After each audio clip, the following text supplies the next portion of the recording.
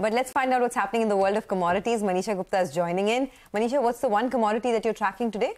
I'm looking at the crude oil prices, which continue to be volatile and are expected to be volatile going forward because there are just so many cues to watch out for. Well, after 2% decline overnight, we are trading 0.5% on the higher side, but we have seen the crude oil prices decline by 10% from the month of May. The high in the month of May has been almost $78 a barrel for the Brent prices, and we're trading at 73 right now. WTI actually has declined by 12% because we have seen a breach of $70 a barrel as well come in for the WTI crude oil prices. The decline comes in as the Street is watching out for the U.S. crude inventories, where there is an expectation that you are looking at nearly 6 million barrels of a jump up in the previous 1 week itself. And not just crude inventories, gasoline and distillate inventories. Well, that tells you on how the on-ground demand for fuel is. The inventories there also have jumped up, and that's weighing onto the markets. The U.S. production in the meanwhile has been rising as well at 12.3 million barrels per day. It's just about 800,000 barrels away from an all-time high that U.S. has seen in sense of production for the crude there. But there are some positives as well, and is the reason that you have seen this jump up come in.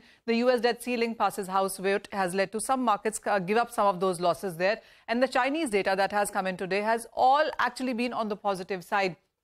The May cakes in China general manufacturing PMI came at 50.9, higher than street expectation, higher than the previous month as well. And the output is at an 11-month highs. The other data to watch out for is the new orders, which also is the best in last 2 years. Export numbers also came in stronger. So all of that data was on the positive side, supporting crude and metal prices in the morning today. The China sentiment at a 7-month low is not such a great positive. But then again, 4th June is all about the OPEC and allies meeting and what kind of statements could come in from that. And even before that, you have the U.S. non-farm payroll data that comes in tomorrow. So these two events will keep the crude oil prices quite volatile. All right. Well, Manisha, thank you very much for that.